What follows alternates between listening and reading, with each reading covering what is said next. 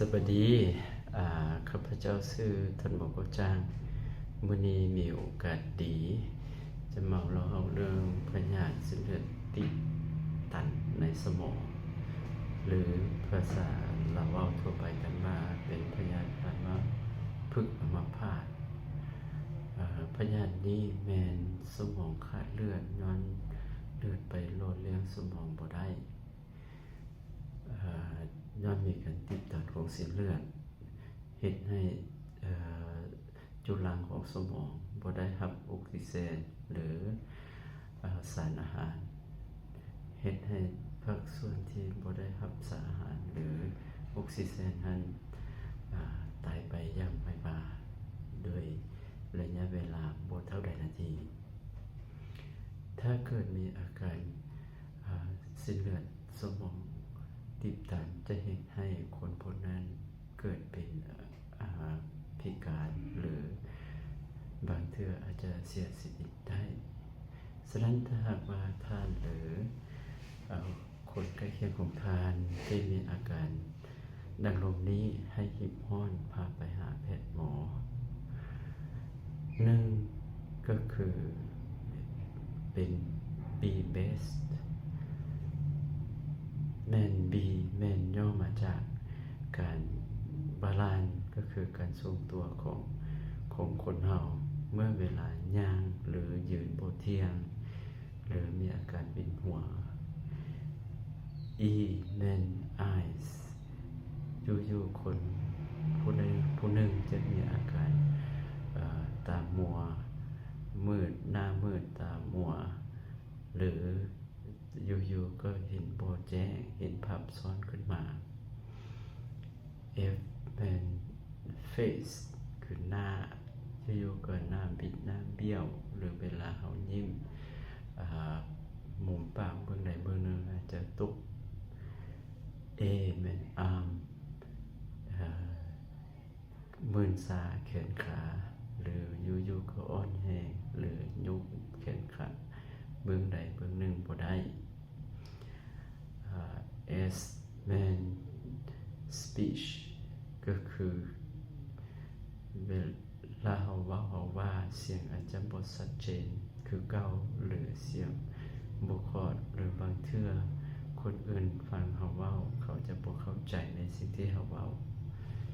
ที่แม่น time เวลาเป็นสิ่งที่สำคัญที่สุดถ้าหากว่าบรรดาทานหรือคนใกล้เคียงของทานมีอาการที่ว่ามาถึงนั้นให้รีบร้อนพาไปหาแพทย์หมอในระยะ 4-5 ชั่วโมงบิดเพื่อได้รับการเป็นปัวเห็นให้สมองถูกทำลายน้อยที่สุดสาเหตุหลักๆของเส้นเลือดตีบตันในสมองมี2สาเหตุคือไขมันในเส้นเลือดสูงเมื่อคนเรามีไขมันเส้นเลือดสูงไขมันจะไปติดอยู่ผนังของเส้นเลือดได้หลายต่อหลายเทื่อและเฮ็ดให้เส้นเลือดมีการตีบหรืออาจจะตันได้2แม่นริ่มเลือดหรือเลือดกล้ามปิวมาจากบอนอื่นๆของร่างกายเช่นว่าหัวใจตีผิดจังหวะเฮ็ดให้มีริ่มเลือดอยู่หัวใจแล้วปิวเข้าไปหาเส้นเลือดในสมองเฮ็ดให้สมองมีการตีบได้ปัจจัยเสี่ยงแบ่งออกเป็น2ปัจจัยปัจจัยเสี่ยงที่เราสามารถควบคุมได้และปัจจัยเสี่ยงที่เราบ่สามารถควบคุมได้ปัจจัยเสี่ยงที่เราสามารถควบคุมได้ก็คือพยาธิประจำตัวเป็นพยาธิความดันเลือดสูงเป็นเบาหวานเป็นไขมันสูงหรือพยาธิหัวใจการดำรงชีวิตพฤติกรรมเสี่ยงก็คือคนสูบยากินเหล้าหลายเกินไปคนอ้วนคนพีคนตุ้ยกินเค็มกินหวานหลายเกินไปหรือคนที่บ่ได้ออกกำลังกายปัจจัยเสี่ยงที่เราบ่สามารถควบคุมได้ก็คืออายุเมื่อคนเรามีอายุหลายขึ้น จะมีความเสี่ยงเป็นพยาธิเส้นเลือดติดตันในสมองได้อันที่สองก็คือกรรมพันธุ์เมื่อครอบครัวใดหนึ่งมีคนเจ็บที่เป็นพยาธิเส้นเลือดติดตันในสมองในครอบครัวนั้นจะมีความเสี่ยงเป็นพยาธินี้หลายขึ้นวิธีป้องกันแม่นวิธีที่ดีที่สุดก็คือ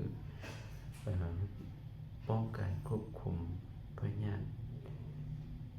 ที่เราสามารถควบคุมและป้องกันได้เช่นว่าต้องได้ตรวจสุขภาพประจำปีเพื่อควบคุมพยาธิเบาหวานความดันเลือดสูงไขมันในเลือดสูงหรือพยาธิหัวใจต้องงดสูบยากินเหล้าให้น้อยลงกินอาหารเค็มน้อยลงหรือของหวานน้อยลงกินอาหารเน้นเรื่องผักเรื่องป่าเป็นหลักต้องได้ออกกำลังกายสม่ำเสมอโดยเฉพาะแม่นต้องออก30วินาทีต่อมื้ออย่างน้อย3-5 มื้อต่ออาทิตย์ฉะนั้นถ้าหากว่าบรรดาท่านหรือครอบครัวของท่านมีปัจจัยเสี่ยงหรือยังบ่มีปัจจัยเสี่ยงแต่อยากป้องกันพยาธิเส้นเลือดติดตันในสมองควรจะไปปรึกษาแพทย์หมอที่อยู่ใกล้เคียงเพื่อให้คำแนะนำเพิ่มเติมให้ถูกต้องตามหลักการของแพทย์หมอเจ้าขอบใจ